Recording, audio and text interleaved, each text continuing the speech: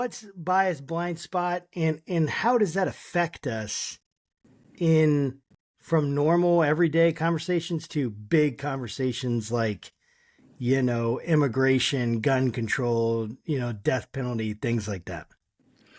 So the bias blind spot is this effect where you teach people about bias, and people thought, okay, if we just taught people about bias, they'd become less biased. They'd notice these biases in themselves and they would rectify them. And it turns out that people who learn about bias are really good at seeing the biases of other people, but they think that they're less affected by them. And so they did these really funny experiments where they found this effect, and then they thought, well, maybe some people are just a little bit more cognitively sophisticated. They're just a little bit better at thinking deeply, and they will not show this blind spot. So they had them take this test that asks these fairly tricky questions. And so you think really hard about the questions, you can get them right. But if you think about them really fast, you'll likely get them wrong. So they looked at the people who got really high scores on this test to see if they also showed the blind spot.